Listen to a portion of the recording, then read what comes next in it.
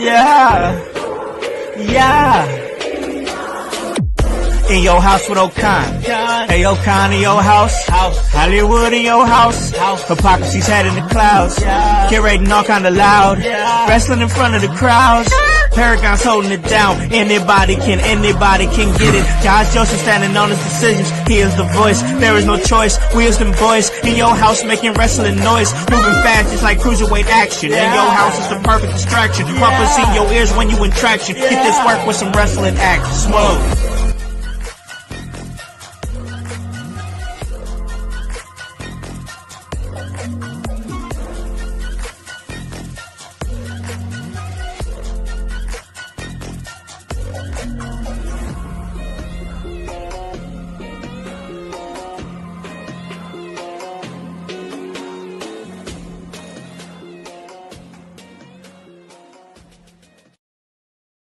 What is up, guys? What is cracking? It's the Con Man, and I am in your house. And you guys already know the vibes. Anytime we slide on through, we're here to give you that work when it comes to this professional wrestling business. And that is exactly what we are here to do. And ladies and gentlemen, damn, it feels good to be back. Step into the mic once again after a hiatus through the holidays here. And we're still technically kind of going through a hiatus. We got some of our team members, they're out on vacation.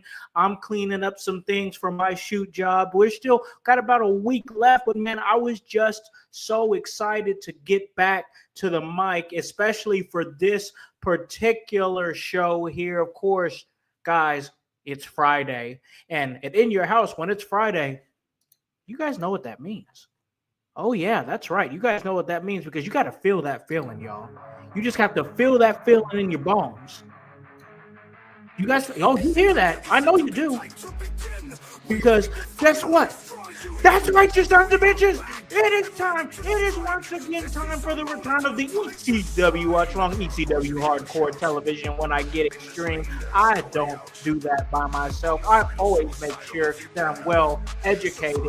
And I have to stay educated. And the way that I do that is by having the man himself, the educator of extreme, the voice, Josh Joseph, back here for the ECW Watch Long. What is up, brother man? How goes it, house? How goes it, household? My friends, your friends, Grun's friends, everybody out there in the household, how are you doing? And it's exciting to be back here on your Fridays, bringing you all that ECW extreme content. Another rowdy ECW Hardcore TV episode we're about to get into because we left in chaos of the last one. And it's that special kind of chaos, you know, that Sabu and RVD chaos, what we've grown to love and really just expect out of ECW as of late, pretty much. For sure. Absolutely, voice. And man, I'm excited to get back and watch a little ECW with you, man. It has been a couple of weeks, but now we are back and I am highly excited. So without further ado, before we do our discussion, because we normally discuss a little something before we get to the actual episode itself, and I'll reveal what that is here shortly. But first, before we do anything else, I have to throw it over to the educator of extreme himself, because he has to educate you guys out there in the household to what we are watching and where you can catch it, where we left off at on ECW Hardcore Television. Voice, it's all yours, brother. All right, fans, friends, people who love IYH, thank you for joining us. And you need to get onto your Peacock network and you need to get over to ECW Hardcore TV. We're going to be on season 5, episode 47. That is November 26, 1997. And in that, you should see Devon Dudley's going to battle Tracy Smothers, John Cronus and Axel Rotten in a fatal 4-way elimination match. And we are getting ready to come up on November to remember, ECW 1997. It's a week away in the programming. So wait a minute. So that means that'll be what we watch next week on the ECW Watch Along. Is that correct? Exactly. That is exactly where we will be next week. We will be at the infamous 1997 November to Remember. A great pay-per-view. something I hope you all come and check out with us. This one's going to be real fun. I'm looking forward to it because this is another one that I have yet to see. Ooh, A lot of those matches that they said is going to be on here, I've not yet seen, and I'm kind of looking forward to seeing them. And Nick, thank you for joining us. Everybody, go out there. Nick was a guest on the Monday night show with me, Grun, and Kevin. He did a fantastic job talking some stuff with us. Right here's his link below. Go check him out on YouTube. He will be going live tonight, and they go live every Friday night. Check him and his wife Nikki out. They do a fantastic show out there. And while you're out there doing that, cruising, check out our Brainbusters stuff. You know, we really we want you guys to go out there, check out Brainbusters Tea, the IYH shop. Get all the fresh gear that we got out there right now. For singles, we definitely got Jones out there, Annie O'Neill, The Voice, and we have IYH specific merch. So come out there. Soon to be out there is probably going to be some Grunware. There's going to be probably some Chaos Goblin stuff out there, some Paragon. Chaos Goblin. Yeah, you know, you'll have your chance to show the world. Not only do you support in your house, but show them who you kind of, say with your chest. You know, you a Paragon guy or girl, say it with your chest. Sure, so, right there. Stick with us. We got a lot of exciting things coming up in 2025. Oh, yeah, absolutely. I mean, and it has been a great year for In Your House with all the things that we have done, whether it be the House of Heat, whether it be Sabu interview, whether it be Donovan Dijak interview, that was also great, or our first ever live podcast that we did back in November. So much awesome things, and I'm sure at some point we'll take a second to reflect on everything, but right now we have to do is get into this episode and discuss and talk, because man, I am ready to have my brain stimulated with some professional wrestling conversation, voice, and man, a lot of things going on in wrestling. We are leading up to the big Netflix deal where WWE Raw goes to Netflix, and man, just a lot of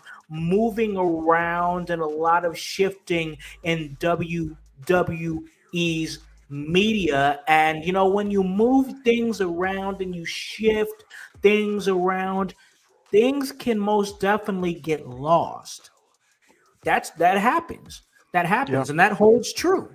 That holds true, boys, because some news that just came out probably a little bit late last week is that WWE is actually going to be bringing a lost show, and they're going to air it on the WWE Vault YouTube channel. Why is this news, ladies and gentlemen? Why is this news, household?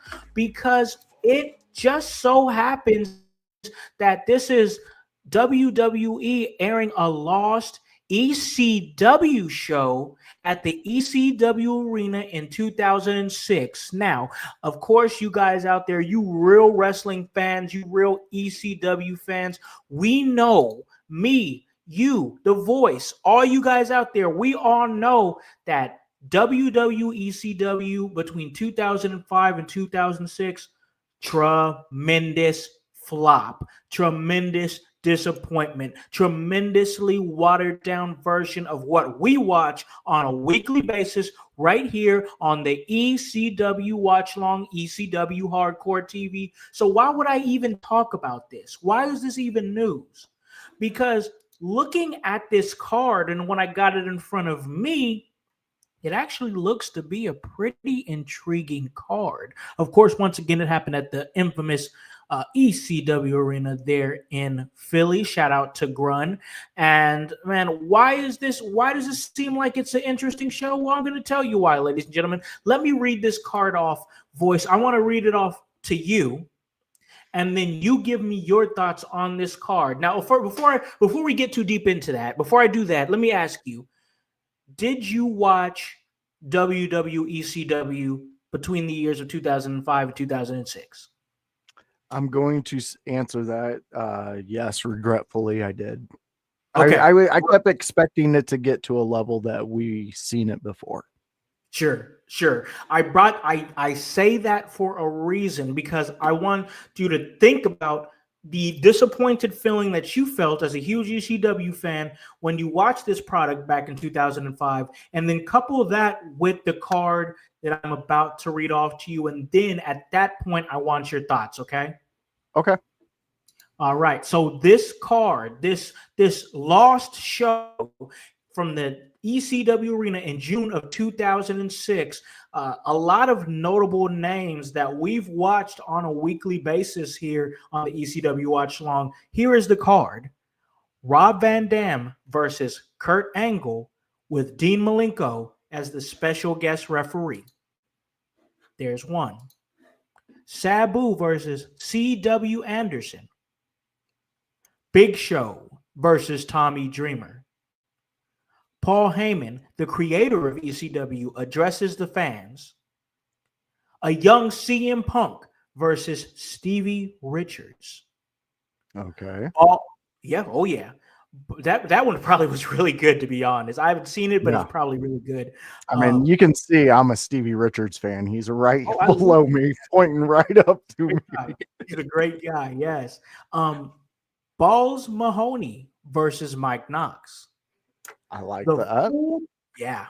The full-blooded Italians versus Danny Doring and Roadkill. Sandman versus Just Incredible. And then it says the last thing that happened here was Francine, Kelly, and Trinity in an extreme bikini contest. So, all right, there's the card. Everything together. Even the bikini contest. All that all together. Knowing what you saw from 2005 to 2006, we have not seen the show. Mm-hmm. From what I understand, it's not in the vault yet. If it is, somebody in the comments let us know, because I haven't seen it yet. But what do you think about this card? What do you think about the card? The card itself sounds like what we've been watching. It sounds like a bunch of matches that you're not going to line up when you're sitting there with an ECW roster. But the matches they signed up with, like Sabu versus CW, that's fantastic right there, because CW was such a technical wrestler. Which if you've been with me in Howse for a while, Sabu, we love his beginning of his matches, because it's usually 5 minutes of technical wrestling. And we really appreciate that style of wrestling, because then you are allowed to go a little more extreme in what you do and what we'll accept as fans. The Just Incredible Sandman match, there was so many great Just Incredible Sandman matches back in the day that that's something to ride on those coattails, because those matches were epic. I mean, they had Singapore Cane matches together. They had a lot of Sandman coming in and fucking up Just Incredible moments in ECW. But altogether, I'll even say, even with the extreme bikini thing, that to me sounds like an actual drawn out, well-developed ECW show that we would see on a weekly show that we watch. I mean, tell me those matchups, like, Roadkill and Danny Doring versus FBI. That's a fun match. I love those matches.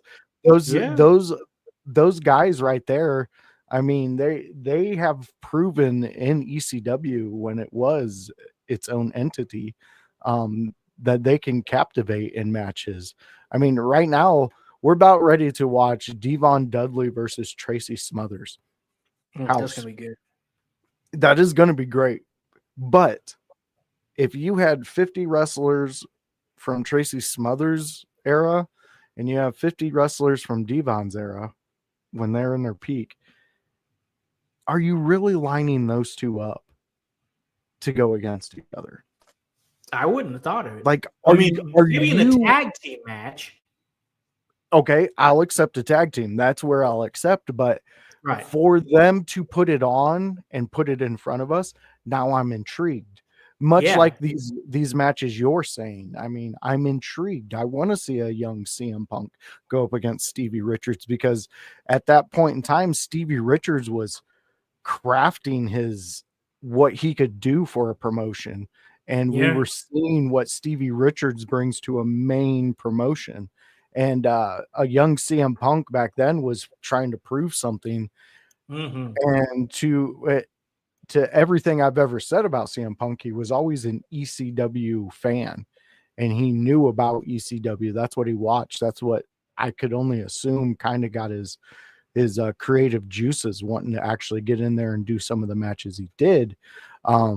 So then again, I speak to the genius of Paul Heyman and say, this seems like a Paul Heyman card. And I'm super excited to watch it once it does drop. Yeah, for sure. I'm on the side of Grun here. He says overall it doesn't sound like it was a bad card, but I also agree with what you're saying too. I feel like this is one of those things where Vince was just like, you know what, it's the ECW arena. You know, Paul, just take the pin, at least for the night, because let's face it, watching a lot of that 2005, 2006 ECW, that was a lot of Vince crap.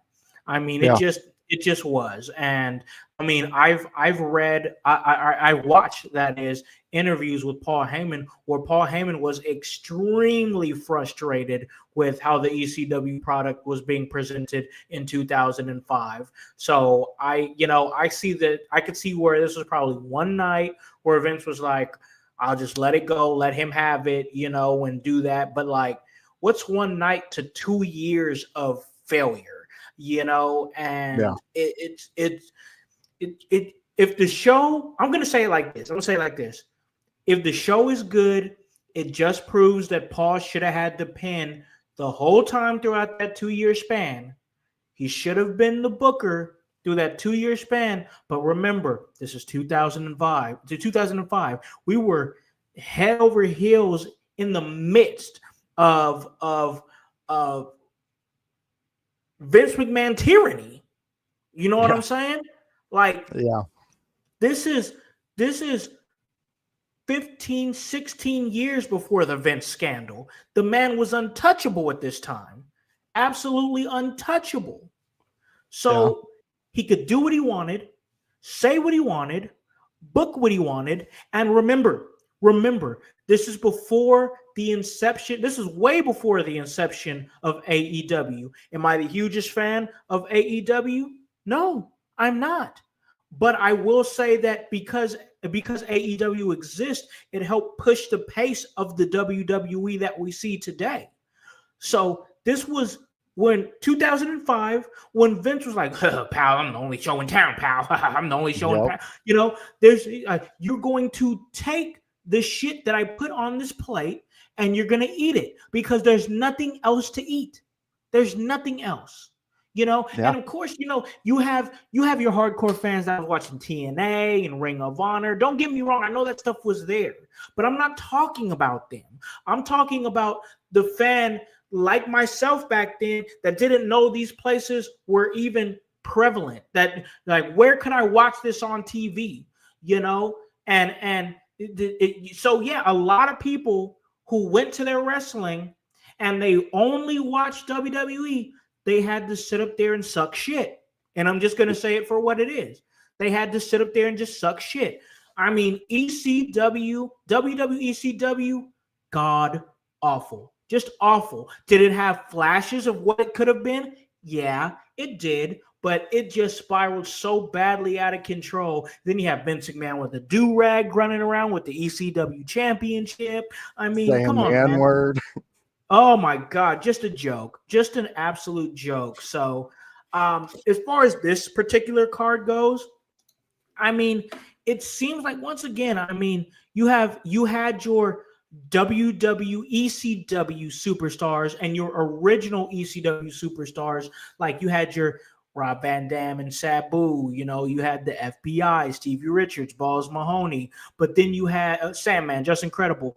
But then you had your WWECW guys at the time, like Kurt Angle at that time, Big Show at that time, CM Punk at that time. So, you know, you had a good mix of what you were putting on TV every single week between your newer ECW guys and your ECW originals. I really feel like that a mix between these two generations of, if you want to say ECW superstars. I mean, let's face it. When you think of Kurt Angle, do you even think of ECW at all? I do. Don't. You do? I do, only because I know the lore or the story behind when Heyman did bring Kurt to see ECW, and Kurt Angle basically told him that, do not put my name associated with this. I don't want to be associated with this. Oh, wow. And that was back before he got a WWF contract and things like that. It's when he was looking at the markets and stuff. I believe it was during the Beyond the Mat. Ooh, I have to check that out. I don't know if it's in there, but okay. I'll look up the story, and next week I'll try to do a little thing about it. Sure.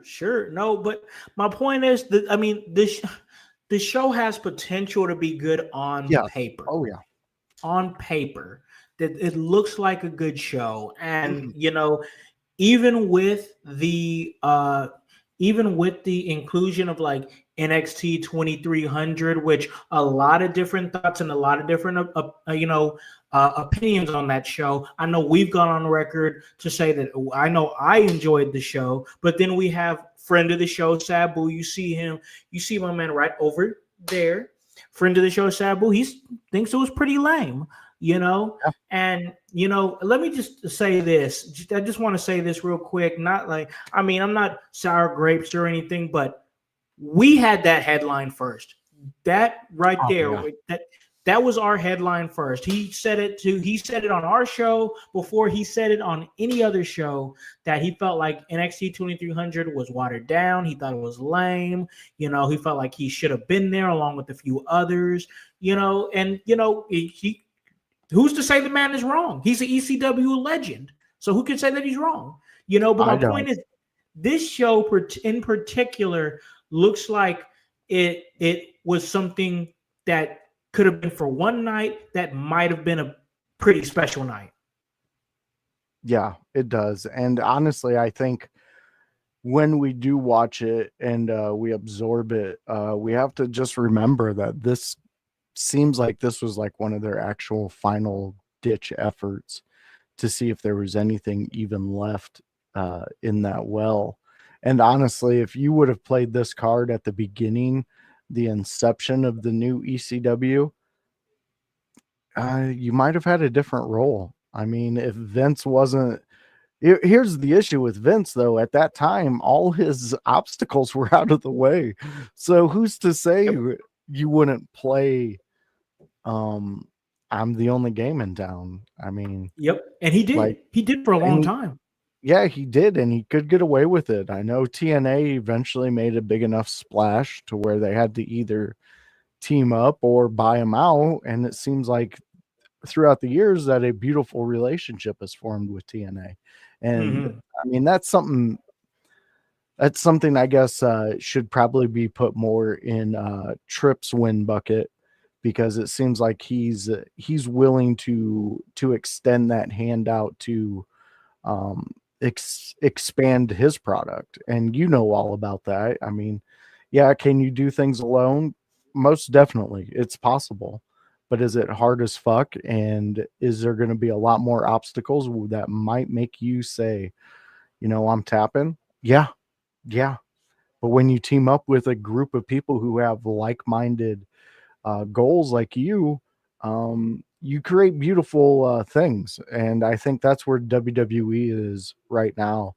It seems like everybody who steps into that ring or clocks in for that company is aiming to make it the best and the sight to see. Yeah, no, I agree with that Most definitely, I do. It's just a shame, man, because ECW, had it been left to its own devices, such as old school NXT Yeah. or SmackDown back in like the mid 2000s or something like that, because that's the thing. There was times where Vince was just solely focused on Raw, like Oh, yeah. when NXT went from being that goofy game show to actually being a legitimate developmental company. Vince had no eyes, no hands in that, nothing, nothing. And that's why it flourished the way that it did, because you didn't have somebody with archaic thoughts of what they think wrestling should be, touching it, putting their fingerprints on it at all. And it wasn't until Vince actually saw that NXT was catching fire. Yep. That's at that point. That's when he started. Was like, oh well, let me go ahead and fuck this up, pal. You know, Yep. like that's just that, because that's what he does. But because I don't know what it was. I can't speak to it, but his infatuation with ECW at the time really, really hurt the product. And I really feel like that if he would have just let Paul Heyman alone, maybe put some of his yes men around Heyman or whatever, so that way Heyman wouldn't, because like Heyman, when watching some of these shows that we're seeing, Heyman had a tendency to go crazy a little bit. Like he would do anything, and Yeah. like with especially in like 2005, 6, when they were really pushing, oh, we're a family company, blah, blah, blah. We're family oriented. Some of the stuff that Paul Heyman was doing definitely wouldn't have flown. So like you know, maybe have some of Vince's guys, two of Vince's guys around Heyman just to shoot some things down. But at the end of the day, like just let Heyman just do his thing. You know what I'm Oh, saying? yeah. Yeah, I agree with you on that one. We have seen Heyman throughout a few of these episodes kind of push the envelope, but then again, you ask yourself, did he just, just give the idea, and then they created, the artist went out there and painted the picture? Because I mean, the way Sabu talked, some of those things that they decided to do, like he said, Oh, they Heyman definitely told did them it that on they their both own. had, yeah, they had to stay down on the stretcher match and on the stretcher. So I honestly, I really I'm digging what you're saying there. Because if Heyman was given the reins, and let's say you put a couple yes men around him just to make sure that uh what he's creating can be aired on television, you would definitely have a better product. I mean, we're seeing the weekly episodes that we're seeing what he created back then. Um, Mm-hmm. these are some of my, and yes, you guys in the chat, we're going to get to some of your We see comments y'all. here. We see y'all. Yeah, we definitely see you. This one is always thrown up. Anytime we go live, somebody always has a too cold Scorpio in ECW. Yes, we when we started this show, he was somebody we definitely talked about, and he was Yes, definitely a draw there. And Gary, definitely without ECW, the independent scene wouldn't be valuable as it is today. And that's not just your opinion. I share that with you, and I second that opinion there. for sure. Raven, definitely revolutionary. I have a old interview before I teamed up with IYH with Raven. Very good discussion with him. Sandman Dreamer feud, epic, definitely. And Cactus Jack gave great promos. You are right there, Daniel Garcia. And I just only really wish that was the like live action Daniel Garcia. Wouldn't that be awesome? Yeah, that would. I That would would. ask him to send in videos of him dancing. Yeah, doing the Uh, dance. I would. Oh, You know how many people I would tell that Daniel Garcia watched us, man? oh, that'd be awesome. That'd be awesome. But going back to our guy Gary, real quick, ECW, the independent scene wouldn't be as valuable as it is today. It's true. It's so true, because it made the indies hot back then. And Oh Gary, yeah. and Gary knows for sure, because I know for a fact this guy's an ECW fan. He loves it. He loves it so much that he started his own deathmatch promotion, Asylum Wrestling Revolution, right here in Indianapolis. And yeah, I mean, you talk about a guy that was influenced and motivated by what Paul Heyman did. I mean, a lot of us were influenced and motivated by Paul Heyman, but Gary was a guy who said, you know what? I'm putting boots on the ground. I'm just going to go ahead and start my own promotion. And honestly, Asylum Wrestling Revolution helped to spark up a lot of careers here in the Midwest. So yeah, most definitely. When Gary talks about ECW, I know he's a huge fan just like us. I know that for a fact. I've had conversations with the man. He's a great guy. I've actually worked for his promotion once before. But the fact of the matter is this, man, like ECW was something so special that even to this day, we talk about this event in 2006. We talk about NXT 2300 paying homage to ECW to this day. And I guess I'll close it with this. I mean, to this day, it's still talked about. It's still represented. It's like there's still a heartbeat. There's still a heartbeat there for ECW, even after all these years later. And the promotion went defunct in like what, 99, 2000, 2001, around that time. We're talking more than 20 years ago, and people still talk and rave about this promotion. And for many reasons why we do this, but for that being one of the reasons is why we're here doing this right now, Voice. That's so true. I mean, you definitely have so much truth in that statement. I mean, I could say so many things about this. I mean, ECW for us as wrestling fans, this is the Super Bowl bears. This is ECW was the Mike Tyson of our generation. It was just something that captivated you for this small amount of time, and it captivated you so much that 30 years later, we'll be talking about ECW. It's oh god, yeah. I mean, there's still so many of these guys I still want to talk to. RVD, I would love to speak with him. Don't tell Sabu, but Tommy Dreamer, I would love to speak with him. Yeah, I just the amount of talent and the amount of moments and memories that these guys have given us throughout the years is just something remarkable. Yeah, most definitely. I totally agree with you. Our guy Gary in there saying that he's nothing big. AWR. This is what I'm saying, man. AWR wouldn't have ever existed without ECW. That's my point. That's my point. The influence, bro. Yeah, exactly. And honestly, without ECW, I wouldn't like death matches because it wouldn't have took me down the Cactus Jack Terry Funk rabbit hole. It wouldn't have took me down Sabu's Japan run rabbit hole. So, and I mean, honestly, we wouldn't have Eric Dillinger. We've spoke to him personally about this. He does credit ECW a lot to what he did, and to not have that, oh my god, like you're breaking my wrestling heart. Right, for sure. Shout out to him too, because he just did Japan.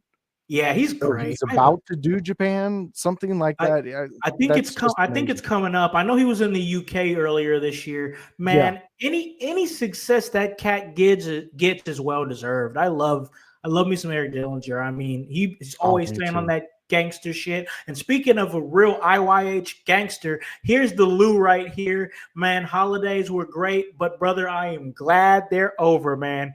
Yes. And Gary Emmett, he says he put Rhino versus Big JK Justin Kyle. That was the show I was booked on. And yeah, that's exactly the stuff that he got. That's where I met Rhino.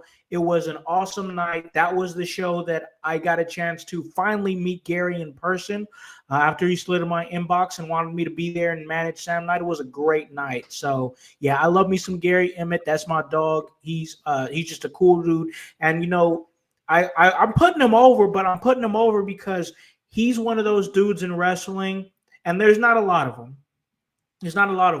But he's just the same person anytime that you see him. He's real. He's authentic. He's not on the fake tough guy bullshit like a lot of these guys in the business. And he's just a real dude. And like that, yeah, Gary's a good dude. Most definitely, man. Daniel Garcia, this guy loves him some ECW. I love anytime this guy comes in our chat. I mean, anytime he's like, he's glad that Jerry got a big break. It's just Tanaka was a tough wrestler. This guy loves it. I love it. Tanaka wasn't just a tough wrestler. Howse, that's the dude we watched Mike Awesome fucking. Oh yes, I remember now. He still got up. That was Dear insane. God. Dear God. I guess the Lou's glad the holidays are over. Me and you are in the same boat there, brother. But dude, the Lou got some wrestling tickets. Oh, did he? Where's he going? I think he's going to a Raw. Ooh, okay, Lou, okay. And I think he got the cooler fanny pack that they have, the championship one. Remember that one you were flashing in the chat a couple months ago? Yeah. I think so, Lou. Yeah, he did. Yep. We need a picture of you with that on, man. We need a picture of you with that on. Show us the fanny pack. He's going to Raw on January 27th. Have a blast, brother. A few days after that, I'll be celebrating my birthday at the Royal Rumble. That's going to be amazing. Let's see that fanny pack, man. When you get a chance to send it to the guys, we'll put it on the show. Let's see you with that fanny pack, man. That's gonna be awesome. I got to see that fanny pack. But before we do what we have to do, voice, and that's watch, chill out, watch some wrestling. It's Friday night. It's been a busy week at the shoot for both of us, I'm sure. But before we get to the chill moment and we get a chance to do that, bro, we're gonna have to take a break real quick. Pay some bills. Gotta pay them bills. Yep. So, guys, we're gonna take that break, and when we come back, ladies and gentlemen, it's going to be time to get extreme. That's right, you sons of bitches. It is going to be time for the ECW Watch Along, ECW Hardcore TV. See you in a little bit. Exciting things are happening at the Kokomo Press. Yeah, very exciting things. Not only are we bringing you comedy shows, an open mic once a week, skits, videos, funny jokes on our page, and satire news stories, but now you can support us by going to kokomopress.shop. It's that simple. You go to kokomopress.shop, you find a t-shirt, you find a hat, maybe in the future some stickers and some posters. You go on there, you buy one of those from us, and percentage of the proceeds will go to us and help support what we do. We appreciate every person who just likes, subscribes, does all that. But if you go to kokomopress.shop and you buy something, we'll know who you are. You send us a photo of it. We will post it on our page and shout it out. Thank you so much. Go to kokomopress.shop, buy all your shirts and hats needs, and support the Kokomo Press. Thank you guys so much. kokomopress.shop. Hello everyone, it's the Pope Elijah Burke, founder and president of the Love Alive charity. I wanted to take this brief moment to share with you my charity's continued humanitarian efforts to positively impact the impoverished communities in and around the greater Jacksonville area. This cannot be possible without your support. If you'd be so kind, please take a moment to visit our website, love-alive.org, to learn more about the charity and its mission. Also, feel free to donate to our 501c3 organization that operates off of the donation of the public, which is you. Whether that be by website or via Cash App, $1 help makes a difference in the lives of others as we continue to positively influence many people by being the change that we wish to see in the world.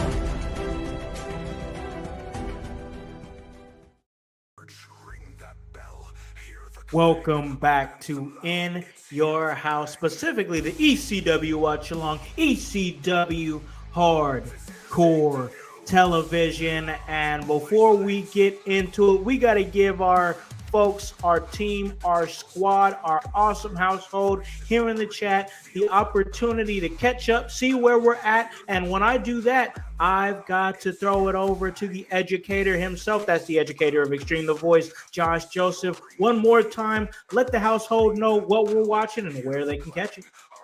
All right, fans. So get on there. Go to ECW Hardcore TV Season 5, Episode 47. The date will be November 22nd, 1997. And it says in the caption, Devon Dudley battles Tracy Smothers, John Cronus, and Axel Rotten in a fatal 4-way elimination match. So some big heavy hitters that we're seeing just in the lineup. But the very first picture you should see is, well, what Sabu and RVD did the week before to the ECW originals, specifically Tommy Dreamer. So I'm looking forward to catching up on that and seeing what the chaos takes us to. Oh, yes. I am excited to get back to what we do weekly after a short hiatus. Ladies and gentlemen, you can catch us on YouTube. You can catch us on Facebook. You can catch us on Twitch. And then we're getting back to sending everything to the podcast again. So that's right, ladies and gentlemen, we'll be on Spotify. We'll be on Apple, anywhere that you get your major podcast at. We're on all those major podcasting platforms. So check us out. Wanted to throw that out there. And guys, make sure you give us a 5 stars when you go to those podcast platforms. But now, without further ado, I'm tired of talking. I'm ready to watch some wrestling. And guys, usually when we do this, we do it with a countdown. And this is no different because, ladies and gentlemen, we're going to hit it right now. And that's 3, 2, 1, 0. Here we go. Oh, I remember this now. Yeah. This was after they tore off Dreamer's boot. Yep. He had on, and it got a little and crazy. Taz left. Taz, he took off.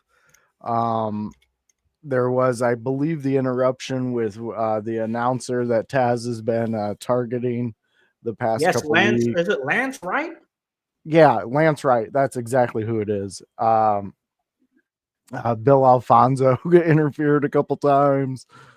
But yeah, I missed that guy. Yes, he's such a ball of energy. And then Sabu bringing the ladder in. I think they cut it because they left us with a cliffhanger. I remember. Oh God. I remember what's about to happen right before they went off the air and they left us with a cliffhanger. Yeah, because didn't we get a Sandman appearance? We sure did. Oh, there was the ladder throw. Yep, I remember that. Yep. It's all coming back to me now. Look at his arms shake. What a sell. Yeah, him and Devon did that the best. Devon, when he gets a so-called stinger and he's just flopping around. Yeah. He's amazing in there.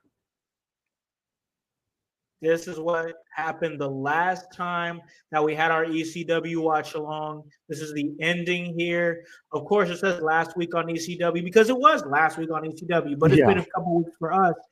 And it looks like that Tommy Dreamer is dead to rights. Yeah, they had him just pretty much pinned in this one. See, this is where they were about to try to set him on fire, or at least throw another fireball like they did with Sandman. Yeah. Yeah. And this is honestly what we're dealing with 3 to 4 weeks of episodes. If we go back from the last time we seen Sandman when he did I do remember because they were trying to isolate his foot here. I'm sorry, I just remembered that. Oh, they were going to light his foot on fire. Yep. Sabu's just looking at it like, let's go. I know, he's like, where's he at? Come on.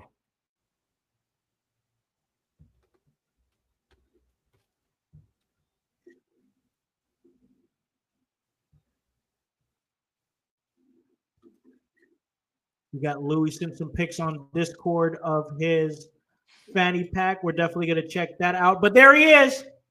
There's the Sandman. Cracking that beer. RVD looking like he's seen a ghost. And again, this is weeks after the fireball incident. Sabu sneaking up with a chair.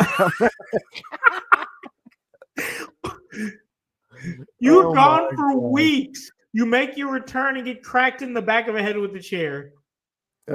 Simply amazing stuff here. I mean, and honestly, like going back to what we were talking about with the lost episode getting released, This Sure. is Heyman Entertainment. I mean, look at Sandman just launching himself like a cannonball. Jesus Christ. Oh my Oh, God. He got RVD. caught up on that rope. Damn. Oh my God. Sandman always intrigues me because it always feels like somebody's alcoholic dad is wrestling. So true. So true. Especially after meeting him. Like, Oh, that's oh even God, yeah. Oh God, yeah. Oh my God. I'm not gonna lie. That was actually pretty clean. Yeah. Well, he had some clean things.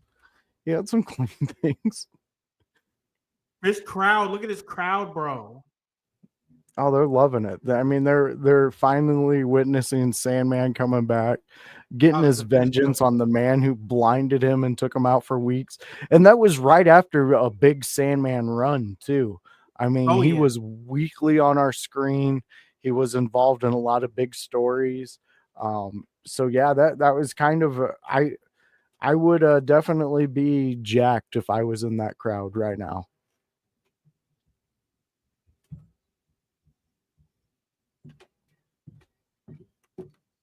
Standing tall at the end of last week's show that we didn't get to see. Is that a tattoo of himself? Yep. That's hysterical. You gotta love it, man. All right, so fans, here we go. I know we got the opening, intro in wrestling. the greatest intro, but this is what we got from a fan out there named the Lou. There he is in all his That is glory. awesome. Look at that. That And is yeah, awesome. that is the cooler fanny pack that WWE happens to have right now. So you can actually unzip the top of that, and I believe it's a 6-pack you can fit in there. Correct me if I'm wrong, Lou. Yeah, I believe you can fit a 6-pack in there from what I was reading some people talking about. So yeah, let me know, Lou, if I'm off on that. But yeah, that's fantastic. That's amazing. That is amazing. Yes, he's crazy, Lou. Sandman is like the same guy that you see on ECW TV is the same guy in person. I promise you, Mud. I promise you that. I promise you that. Brett Martinez, thank you for finding us. We do a whole string of shows. This is our ECW watch long, ECW Hardcore TV. But check us out if you want to hear us talk about more mainstream wrestling, opinions. We do all that stuff. So yeah, most definitely stick with us, and we appreciate you joining us. I'm going to continue that talk a little bit because we're on a commercial right now. But Lou, it looks like that it was a great Christmas surprise. And yeah, okay, he can fit a 6-pack in there. That's awesome. That's awesome. Okay, he can get that 6-pack in there. We love it. Told you. We love it.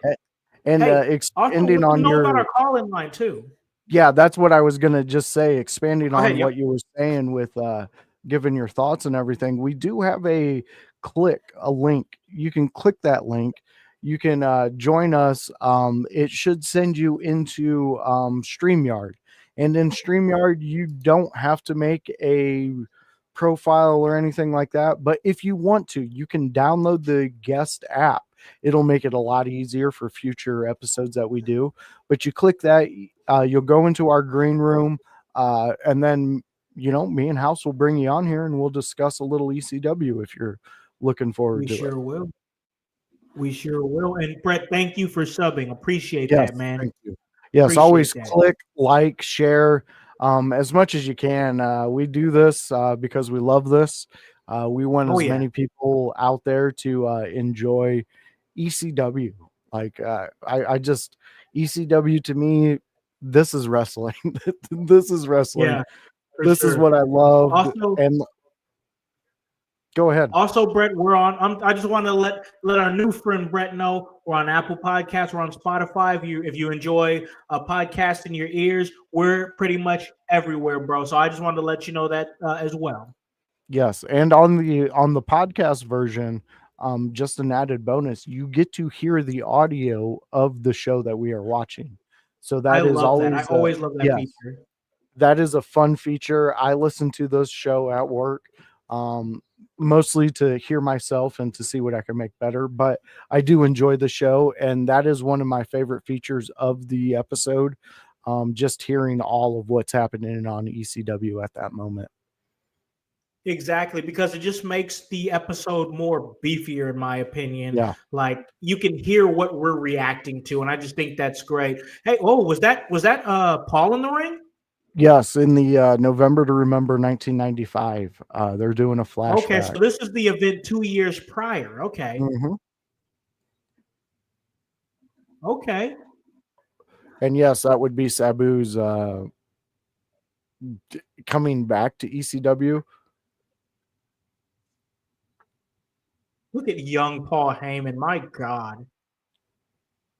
And I believe 95 was when we were discussing with Sabu, where he basically was doing multiple promotions. Heyman always had a open door policy, he said, but sometimes it seemed like they got punished for doing things like that. But Sabu was such a phenom, you couldn't really punish him. like I don't know what you would do to Sabu. Hold on. Lou says, always will revert back to the 90s for the best wrestling. Don't get me wrong. Today is great. It's a great watch, but the 90s was so damn fun to watch. That's why we do this, Lou. That's exactly why we do this, because you're right. There's just no time in wrestling like 90s wrestling. It was just a niche all by itself. Yeah, it was. I even go back and watch old WWF 90s pay-per-views. Those are some of my favorites to rewatch. Those are great too. No disagreements. Brett saying, I miss the Attitude Era, but I enjoy watching the old footage. Yeah, me too. Attitude Era was definitely something that hopefully they can regain in some way. Maybe not the full Attitude Era, but a new revamped version. Right. Oh, the Beast from the East. But here's the thing, bro. Like, and I'm not talking about me or you or really anybody in the household. Oh, my man, Bam Bam. I just got to finish this point real quick. But not anybody in the household or anything like that. But most people say they want the Attitude Era back. And then the second that WWE does anything slightly edgy, they get offended. So, like, do you want the Attitude Era back? I know we do in some kind of capacity. Not extreme, not like to that extreme, but like we want a little bit more edginess. And like it seems like they don't. People say they want it, but they don't. Yeah, exactly. I mean, I want to hear LA Knight go on a R-rated rant, because I think he's got it in him. And he could do it. He'd be great at it. Yeah. I mean, remember, those were some of the best times when The Rock was on the mic, when he was speaking insane shit. I mean, he called some people things some that you names. would not expect to come out of his mouth. Yeah. I mean, if you're out there looking at Rock right now and you're like, oh, look at The Rock, he's amazing. He was. But let me tell you, when he was on a mic, that was the Viper. That was the dude that was going to crack your skull with just words. No, you're absolutely right. Oh, this is back also from November to November 95 from somebody who was actually mentioned earlier in our chat. This too Coach Scorpio. Yep. I think he teams up with the Sandman in this one, going up against Rocco Rock. Does the Sandman have a do-rag on? Yeah. And they're having a dance contest. And they're having a dance contest. Andy's wearing Shawn Kemp kamikazes. Yeah, he sure is. And doing the Cabbage Patch. What is ECW anyway? And he got the biggest pop. Yeah, and Scorpio is losing his mind. Look at him go. Hold on, he's hitting it though. Dude, he just hit the Jackson pose. Oh, he ain't even stopping. You thought he stopped. He ain't stopping. Oh, he keeps going. He's got what am I watching? Zumbas and the kamikazes on. That is a great combo right there. And wearing his own shirt. So Sandman, I don't even know. Dude, he was on a different level back then. He sure was. Dear God. Oh, now we're back in 94. Ooh, they We took got it a back. Okay. Sandman.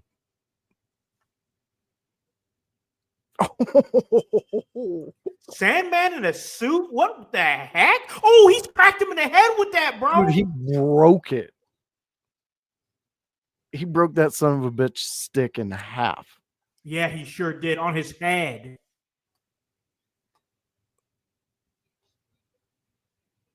Oh. They really pumped up this Sandman storyline. They sure did.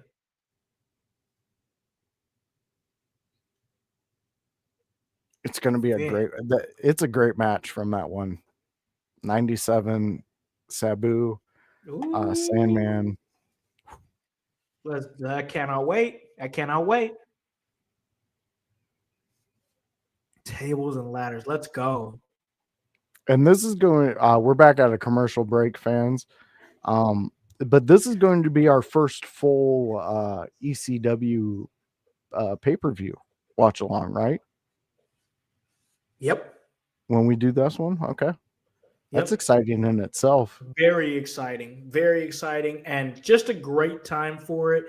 All the holidays will be out of the way, done for. I'm not going to be at work for a few days. I'll have that Friday, Saturday, and Sunday off. It's literally the perfect time to do a pay-per-view watch along. I'm so excited. Brett, I got to agree with you, man.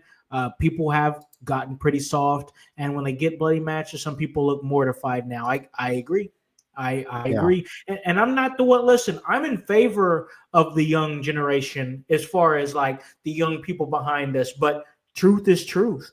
And that's just what it is nowadays. It's I mean, if I'm sounding get off my Lonnie, then I guess I just am, because like that's what it seems like. And I think a lot of people will agree, Brett. Yeah. And plus, I mean, honestly, wrestling is one of the most inclusive places out there. 100%. Like you can be anything you want in a wrestling world. You just have to understand that sometimes people are going to take angles and storylines that are there to provoke that idea, to cause some type of emotion. And that's when the best wrestling happens, because that's human nature. Human nature in wrestling is perfection, because so to build on your point there, because we're about to jump from one commercial to another commercial here in a second, but to build on your point there, Voice, one of my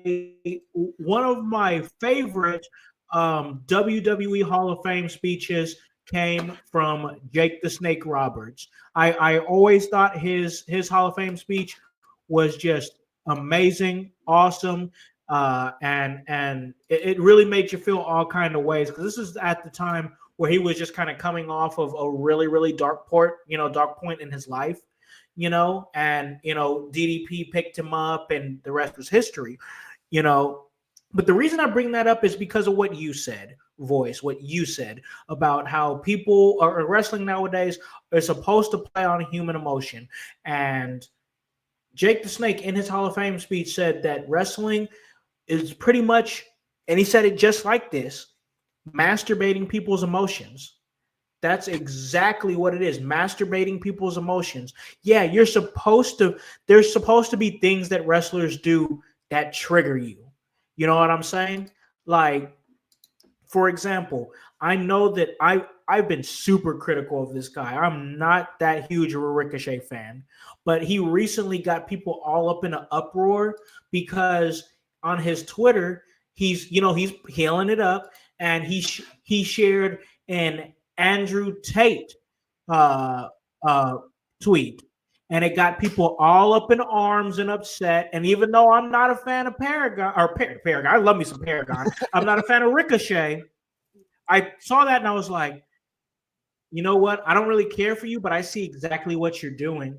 You're trying to get people pissed off because people generally don't like Andrew Tate. So you sharing a tweet from him is going to piss off a lot of people in the wrestling community who are, let's face it, they're leftist. you know, and that's going to get them going for sure. I didn't want to make it a whole conversation about that, but that's just the point that I'm making, is that yes, wrestling is masturbating people's emotions, bro. You're absolutely right. You're 100 on that, and Jake was too. I mean, and honestly, the the mind you have to see exactly what he's doing, um, that's pretty special, you know. Some people don't see that. They just get blinded by the rage because of their hate for whatever. And it's like, if you sit back and you look at it, you kind of go, oh, that's Exactly. kind of genius That's in my your point. position right now. Yeah. I mean, that's interesting. I didn't know that that was the outrage. Honestly, to me, whatever you say outside of that squared circle, if I don't care about you as a wrestler, that's on you, because there's some guys I like where people are like, you like that guy? Why would you even enjoy? I'm like, dude, you got to watch their work. You got to watch what they do here, then see how they draw you in here. Yep. And that's where I'm at with wrestling. Like, if you're not drawing me in, if you're not answering why for me, then I'm kind of out of your loop. But you're going to bring me in with antics like that because I like when the bear is poked. I like, Yeah. to me, that's fun. And that is the ultimate, just getting emotional with humans and trying to just provoke that raw emotion. I Yep. mean, hell, one of our favorite guys, New Jack, that's how he started his career. I mean, Jim Cornette told him to piss off white people. That's all I want you to do. And boy, did he do that. He did Boy, it. did he And do that. he did. And it was epic. It was like, if you can break it down and take all emotion out of it and just watch the evolution within 6 weeks of New Jack being down in the promotion in the South and having that run before he got picked up by ECW, it is masterful. It is one of the best things. He hit things that were relevant. He hit things that he knew would get your average viewer who would go to these every week to watch this show put on.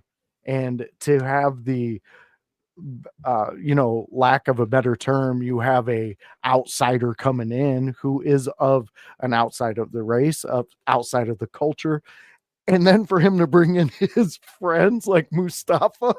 Oh my God. Oh my God.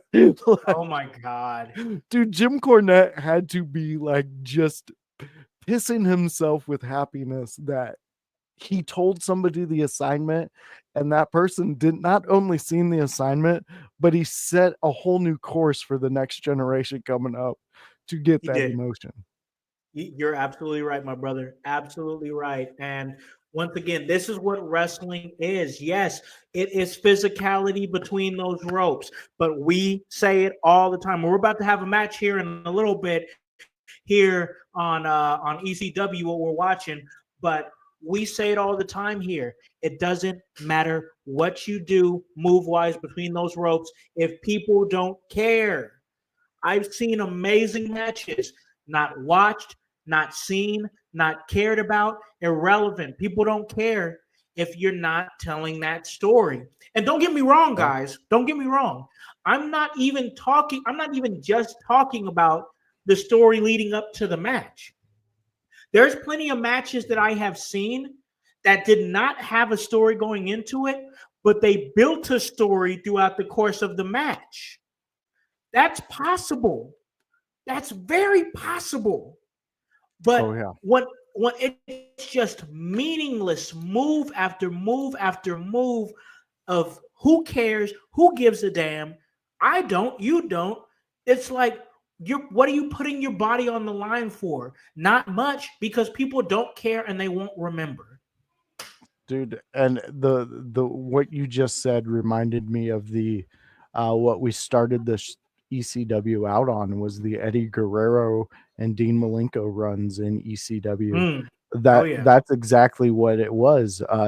No one, I mean, people knew them, but they didn't know the feud. And Eddie in every match of ECW, he told you the story that made you want to have some type of emotion, whether it Yeah. be happy or upset. He built that, and then by the time he left, they were wanting him to never leave. Yep. Oh, Yep. so Tracy Smothers is in a 4-way elimination match. It's not just Oh, against no. Steve Ott. Uh-oh. Hey, that's cool. I'm here for it. Oh, I'm here for it too, but it's just so amusing to me that you're gonna have Cronus throwing Tracy Smothers around. Tracy Smothers, I mean, anytime we've watched him during the span of ECW Hardcore TV, the weeks we've been watching it, I always enjoy watching him so much. I really do. Just the way he Yeah. comes out, just dancing a little bit with the, Yeah. he's so interesting. He's just an interesting character, and I love watching him during the span of his run. No, I agree with you on that one. I mean, he's definitely, like we talk about all the time. He takes his 5 minutes in an ECW ring, and he does the most with it. And Most that's definitely. why you get love. Like, I mean, he's somebody that I will mention in my fandom of ECW, and people are like, "You like Tracy Smothers?" I'm like, "Go back and watch what he did. You're going to love it." 100%, bro. I 100% agree with you. He was just so interesting. I mean, so intriguing, and honestly, a really good wrestler. A really good wrestler. Yeah, I totally agree with you there. We got K9 chiming in. I believe first time chatter with us. Dude, Early we got days of so ECW. much new chatters. I know, we're just we're popping up on people's radar. I'm loving it. I love But it. Let's keep K9 going. is saying early days of ECW and Jim Thorpe, PA, made the company. You ain't lying. You are not lying there. We have we're 97, so I think that's a year or two outside of exactly where you're talking about, K9. Ooh, I'm enjoying this. Oh my God. I'm enjoying Cronus this is just match. coming in. Yeah, he is. I'm enjoying this match. I'm enjoying the new interactions that we're having with new chatters here. We really appreciate you guys coming in and joining us. It's just been awesome. Oh, here comes Lil Guido. Yeah, what the fuck's Lil Guido doing? All legal. Oh, he missed him. Uh-oh, jawbreaker. Wasn't effective though. Ah, there we go. The Italian kiss with the elbow. Uh-oh. He's trying for. Oh, he got him down. And this is all legal. This is not only is it because of ECW, but because it's a fatal 4-way. But also remember, guys, the FBI, they're the tag team champions after getting completely demolished and winning the titles. Yeah, they are the tag champs. Cronus and New Jack really had a short run with the tag titles. Yeah, it was only like a 2 to 3 week span. Balls Mahoney, though, you can't stop Balls Mahoney. Uh-oh, we got some chair action. Oh God. Oh yeah, he's hot. He is hot. I love it. Let's go. Crowd loves it. Uh-oh, there's Bubba Ray. Cutter, let's go. Beautiful little Bubba Cutter action. Another Bubba Cutter choke slam there by Big Dick Dudley. Another choke slam coming up. Oh, right down there goes Chrono. Let's go. Is that New Jack chance? Yeah, you know they're chanting for him. Look at little Guido go. He's giving it hell. Right up to Big Dick Dudley. Giving it hell. Brett Martinez, what was it like experiencing ECW as it happened? Oh, that is a great question. Voice, that's a question for you, my brother. Well, honestly, for me, and this is just my personal experience, it felt like shoot, I'm sorry. Big Dick Dudley. Is it New Jack? He's coming out. New Jack. Here he comes. Go ahead, bro. Continue your thought while destruction happens in the ring. Well, you see exactly what I'm talking about right here with House's excitement for New Jack to come to the ring. Howse knows a couple things with New Jack. He knows Oh, yeah. that he's going to hear a song all the way through that New Jack All is the in the way ring, through. and he's going to see violence. Yep. So, and what I'm saying is ECW as it was happening was something you expected things. You expected violence and you expected a fun show. Oh, yeah. So it became addictive. So like when the last time me and House did a show, at the beginning of this episode, you heard me talk about how they gave us a cliffhanger. Yeah. I legit was my for a God. couple days wanting to watch that episode just because of that cliffhanger. So it's like an addictive thing. But as it was happening, there wasn't a lot of people talking about it because not a lot of people knew about it. So And underground, right? yeah, it was very underground. I was trading tapes with cousins that lived in South Bend. Oh my God. We were finding different conventions to go to have who might have these VHS tapes of ECW stuff. I know I traded a couple wrestling belts for a few VHS tapes back in the day. But yeah, it was an experience, and it was very like what you see is what it was. I mean, Oh, yeah. Sabu and Terry Funk in a barbed wire match. Um, Completely mind blowing. Completely mind blowing. That was a great question, by the way, Brett, because no one better than the voice really knows. Like, I wish I could have won ICW at the time that it was happening, but I'm so happy to have somebody like Voice that is just like, you know what? Let's sit down, let's watch it, let's check it out. And man, I just know that if I had access to it back then, I'd definitely be watching it because the excitement, like he said earlier, the excitement that I had when New Jack came out, that's real because I know his song is going to play throughout the entire beatdown. It's going to happen. It's just one of those things in ECW that I love, whether it be Bel Alfonso's whistle or whether it be New Jack's theme playing throughout the entire ass whooping. It's just little things like that that were thematic in ECW that just made me be like, you know what? Like, this is something nobody else in wrestling is doing or even thinking of doing. And it was just like, every show that we watch every single week is just fun. Yeah, exactly. I mean, we have Tracy Smothers. He just cleared out a ring with some of the top tag teams in ECW at the time, and then goes out and cracks Bubba in the bridge of the nose with the chair. Oh my God.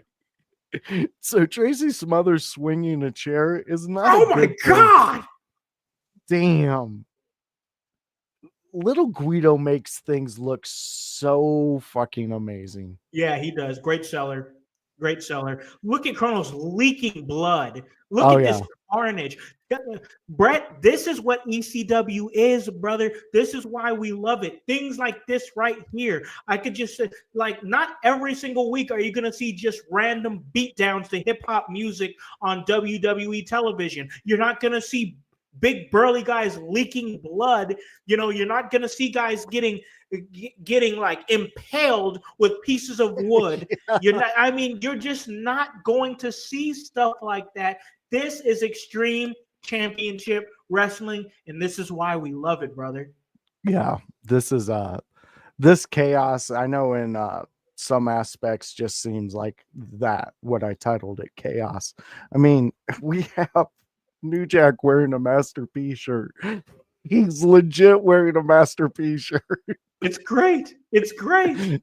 This is just fantastic. And it was fun because this at the time was something totally different than what we were conditioned to like in wrestling. 100%. And like I told Sabu in our interview, he is the reason I quit liking Hulk Hogan in a ring, because that wasn't wrestling to me. What I was seeing on the weekends or what I was finding at 3:00 in the morning on a local cable network, that was wrestling. That's where I started getting molded into, because we got New Jack. Like, just the fact that New Jack was a crowd favorite blows my mind every time, just because if you break down his wrestling, it's not what you would consider actual wrestling. But for me as a fan, the evolution of wrestling and what I know is wrestling made me a New Jack fan because I appreciate what he does. Like what he's Dude. setting up to do right now. Look what he's about to do right now. Oh my God. Oh my God. I'm gonna make my point in a second, but that's gotta wait for this. Oh God. Oh, little Guido's about to Oh die. no, not little Guido. Leave little Guido alone. Don't do this to little Guido. Yo, what is he? Whoa. Oh my God, what is Bubba Ray doing? Is Bubba taking New Jack's shine? Ow! Oh no.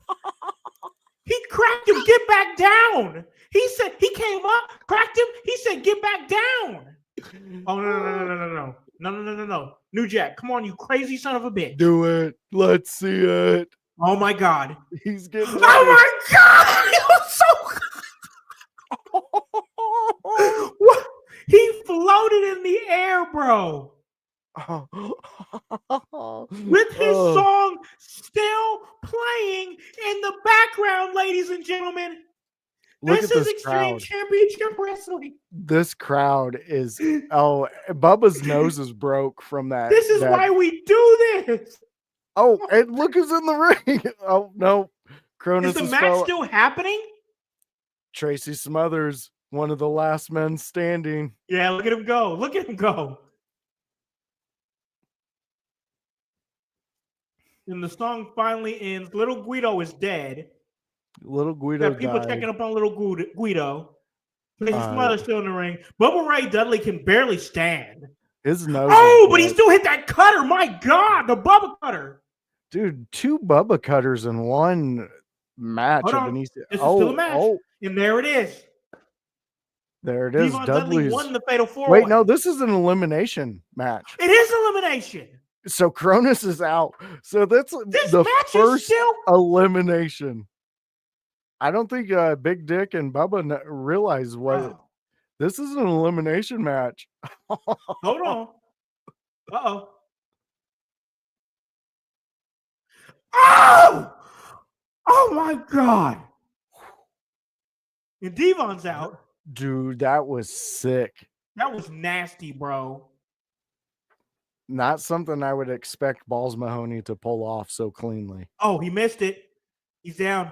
Tracy, no. Get that flag. Oh my God. Oh, the flag to the back. Oh, Tracy Smothers is going down. 1, 2. Oh, what? It's the judge. Or who will become the judge? Oh, God dang. Ref fight! It's a ref fight. Oh, my God. Again. Oh somebody count it. No. No, the judge is not letting that happen. FBI must have paid off. He's got to be paid. Drop kick by Kevin. Ow! Ref Did Kevin. You see that reverse DDT and boom. Axel Rotten out here doing reverse DDTs. I need a minute after that match. My God. But this goes back to what we were talking about. This is pure chaos into a match. This is ECW. Yeah, you're damn right it is. Holy crap. I mean, everybody who competed is leaking. Even the people not in the match. Yeah, even guys who just came out to save their tag team partner. Balls Mahoney cannot leave without his chair. That match was stressful in the best kind of way. Yeah, and I don't even think everybody was eliminated. I think they just ended up just stopping this. They're just like, you know what? I actually think they might have been eliminated because Kronos got eliminated after the Bubba Cutter. Mm-hmm.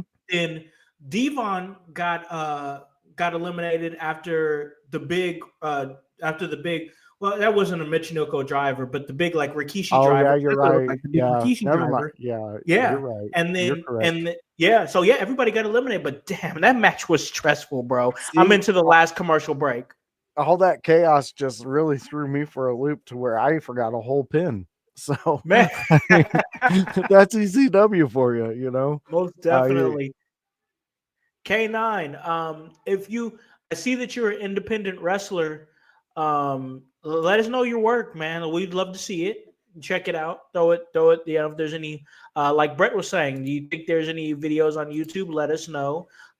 Brett was saying that it seems like ECW knew how to draw the line for an acceptable level of violence, whereas CZW used to overdo it. CZW was very much a death match company. Now, I don't know if ECW was considered a death match company.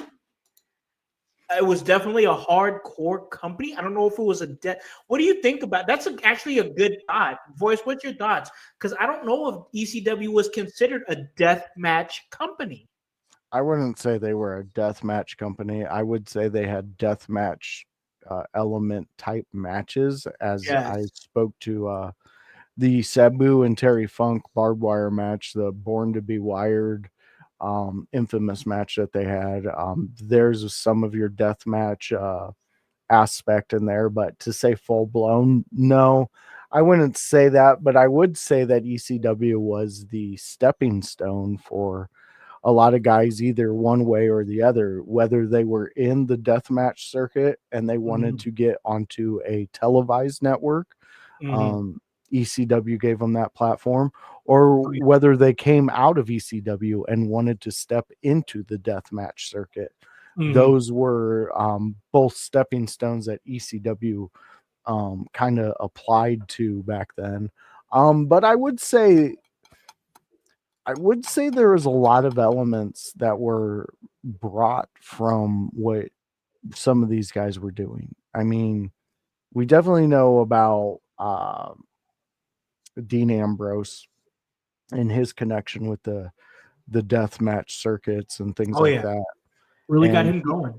yeah, exactly. And honestly, on a mainstream wrestler level, he is one of the bigger ones to bring more light to that corner of wrestling, which honestly, I like the matches. I know they can be extreme.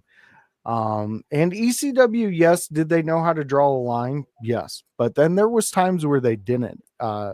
A la the Raven Even getting storyline. crucified. Yeah. You took the words right out of my mouth.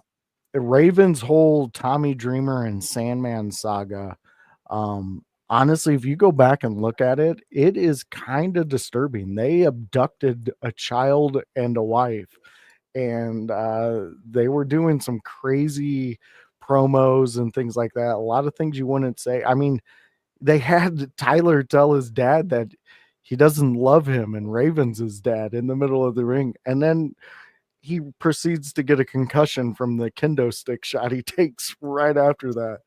I mean, they crucified Sandman. They hung a couple of them. There was they crucified Raven. The step for Raven though was when they put the crown on his head. The barbed wire crown. That's when the TV execs kind of drew a line there. So yes, our ECW did know how to draw a line later on in their run, but they were CZW levels, and I applaud what CZW does.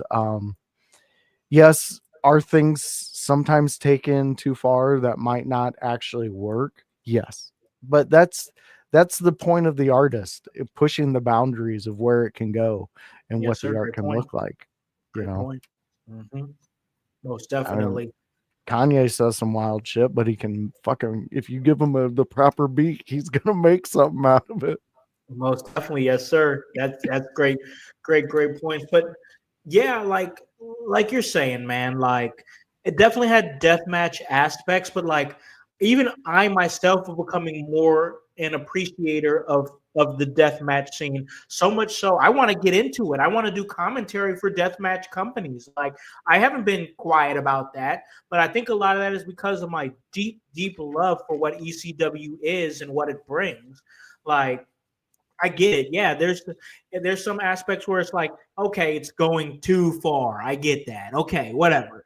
But like I don't know, like when I watch ECW, when I watch some of the death matches that I've seen, I legitimately get excited. Like, and I think that's something I want to explore within myself in my career in wrestling, Yeah. I mean, even the female division of death matches are becoming some spectacular moments. Oh You know, yeah, I call her out every time I talk about death matches, but Randy West, the Randy West is queen of amazing. death matches in our area. I mean, Tri County, Tri State. I mean, she's just a phenom, and the amount of eyes she's brought to death matches and the artistic view the women are giving to that specific type of match is something to keep an eye out on and check out, because that's something that I could see in the next couple of years actually overtaking some of the bigger death match markets. Yeah, yeah, most definitely, man. Going back to the episode here, I love the like the graininess and the black and white of the camera on this Sandman promo that they're showing, and then they have Shane Douglas. But like, I don't know, the way they were cutting these promos was just good to me, man. Yeah, it's a real nice setup for November to remember, because you're getting all the big guys in there who have big storylines. Bam Bam Bigelow is our champion. He's going up Yeah, against Shane Douglas. Will Shane Douglas win over Bam Bam? Because I mean, honestly, everything around Shane Douglas is crumbling. Everything he's set up in the past year is being taken away from him. And then they're cutting over to a Bam Bam, or they're cutting to Tommy Dreamer backstage getting his foot taped. It's really playing into the story in which, like you talked about, ECW was known for prolonging the story while inside the ring, because yeah, we waited for New Jack. We knew he was coming. We just didn't know when. And mhm. they let us know with that. As soon as you hit that music, bam, bam, you know, and it goes into it, you know exactly who's coming through those curtains. Um, so yeah, I love that fact with ECW, that we get to witness every week.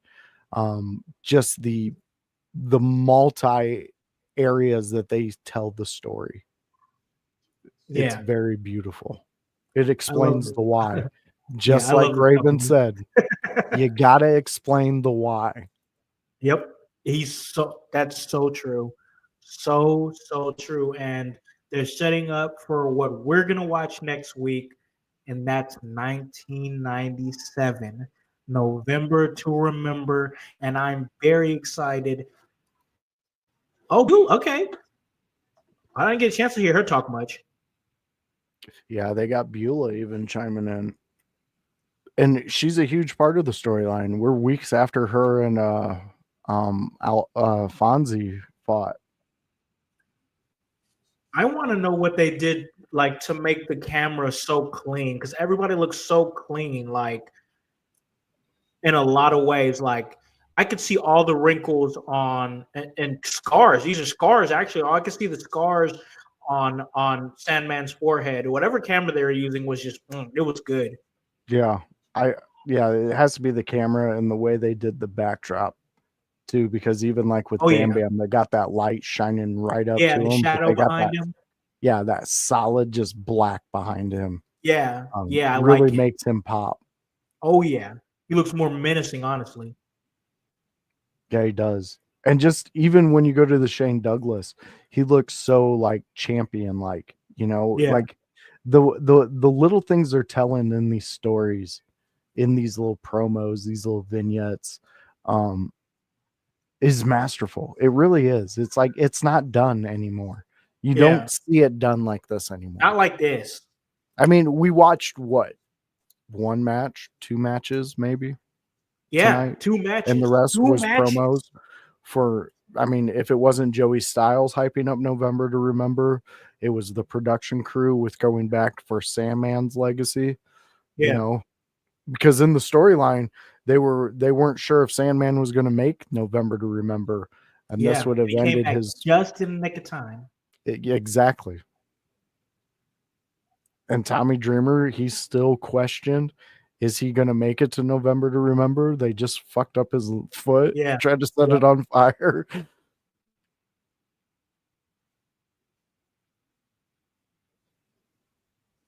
I like how they bring up, oh, you want to go to WWE, WCW, Memphis, Japan. That's just, I love because you're so used to, excuse me, we're so used to WWE just being like, oh, WWE is its own universe. We don't talk about anything else. But in this time, you could say WWE, you could say WCW, you could say New Japan, like no issues. Like it wasn't just confined to, oh, this is the ECW universe. No, ECW is open, and I like that aspect. Yeah. And, honestly, ECW was the place that honestly, where the big boys of extreme wrestling played. That's where, I mean, Rey Mysterio and Psychosis telling a story in a match, and then weeks later being picked up by WCW because of what they did, not only in Mexico, but in ECW. And like you said, that it was almost like they paid homage to all these places, because without those places, the misfits that we love in ECW wouldn't be there. We wouldn't have got to see them, Yep. Especially Japan. New Japan Pro Wrestling. I mean, come on. Some of the best stuff. I mean, that's where Sabu became Sabu. And he told us, he said, that they said that Sabu style. So, he came back and did it again. Yep. Last words here from Shane Douglas, Sandman, as this show is about to go off the air. Yep, there it is. Copyright 1997 ECW. Oh, what a year in wrestling. What a year period 1997 was. But that was it. That was the end of that episode. This was our go home show leading up to November to Remember 97. We're going to be watching that next week here at the ECW Watch Along, ECW Hardcore TV. And man, I got to tell you, for a show that really only had a match, 2 matches, one, I think it was just one. I think it was just the one, honestly. I think it was just one. I think it was just the one. But, they really did a good job of taking us home. That's the go home show, bro. That is the go home show. And on the go home show, you got to give us what you got leading up to what this event is about to be. And bro, I think they really did that. No, they did. And I don't know if anybody out there in the household picked up on this, or you, House, but if you noticed in all those vignettes that we've seen, you did not see RVD or Sabu. And that plays into the story of what happened because of them getting their asses kicked by everybody. So they weren't there so again, just another little sprinkle of toppings that ECW is known for, if you're looking for it, which is just fantastic storytelling in my opinion. And just remember, next week is going to be a longer episode. We're going to be watching the full pay-per-view. There's going to be some great matches on this one. If you've not seen November to Remember 1997, I am telling you now, mark it down on your calendars. Come here and watch it, because this is one that people go back and rewatch. I've seen this at least 80 times. This is a fantastic pay-per-view, and you are going to love every moment of it. I promise you. Man, I am excited, man. We are going to be having a great time next week. I'm going to be on a little mini vacation, sit here watching some wrestling with my friend, my co-host, my bro, the educator of Extreme, the voice, Josh Joseph. And because of all those things that you are, co-host, friend, brother, I got to give you the opportunity, man, to plug anything that you want to plug. Where can they catch the educator of Extreme? Good question. Well, you can always catch me on Monday, where me and my co-host, the Grundmeister, the blue-eyed villain himself, and the Chaos Goblin, Kevin Calloway, well, we talk Monday Night Raw. We get into the subjects that we want to talk about, and we allow you to come in and give your opinion.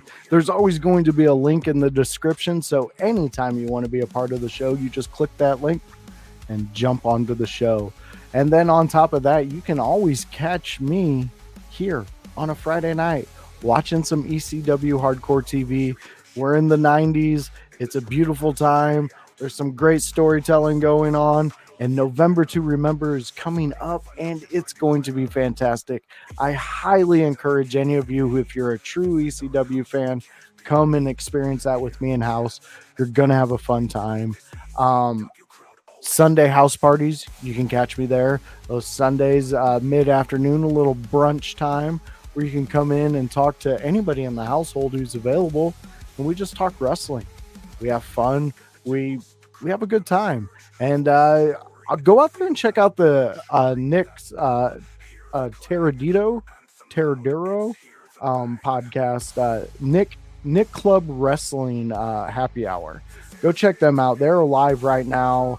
Doing some fantastic work out there, and they do what we do, and they do it very well. It's him and his wife, and they have a fantastic show.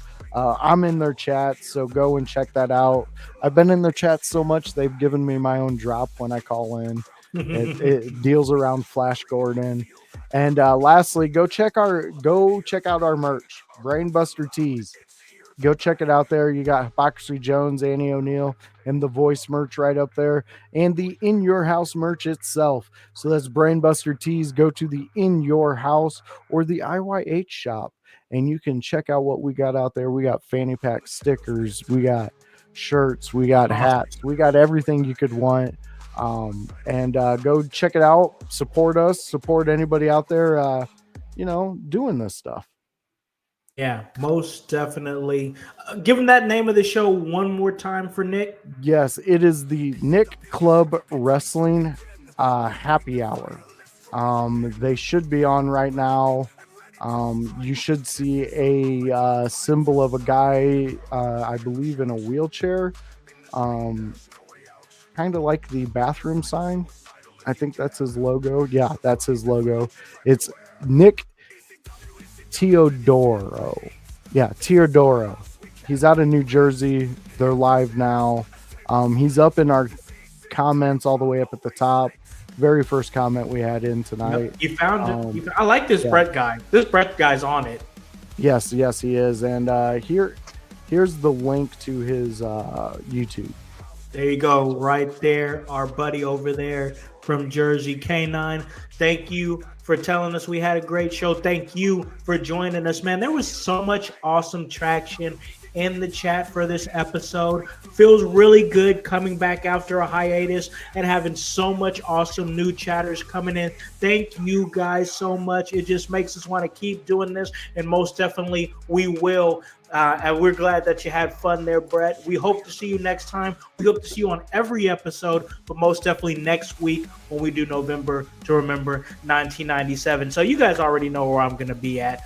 Right here, doing my thing in your house. This hiatus is coming to an end. Thank God. I am so happy to be back on this mic with my people, connecting with the awesome creators here at In Your House. So I'll be right here doing my thing. Next week, I will be in Columbus, Indiana, on the table for Emerge Wrestling, their biggest show of the year, Emergence Day, and that's going to be good. It's their 10-year anniversary. That's going to be awesome. So, guys, you already know the vibes. Once again, right here creating, right here enjoying wrestling, right here connecting with other awesome creators, because I'm not the only one here. We all together collectively, well, we put in that work because it's HOWSC and the W stands for work. So for the Voice, Josh Joseph, for Hypocrisy Jones, for Divinely Designed, Annie O'Neill, for the Chaos Goblin, Kevin Galloway, for the Grunmeister, for Relentless Ray Larson, for the world's most dangerous podcaster paragon, I am Alakhan, the Concept House, here to remind you to tell a friend, to tell a friend, to tell a friend to hop on this bandwagon. Get on or get gone, because the household, we are still going mighty strong. You guys have a great day, a great weekend. Peace. Yeah. In your house with O'Khan. Hey, O'Khan in your house. Hollywood in your house. Hypocrisy's head in the clouds. Curating all kind of loud. Wrestling in front of the crowds.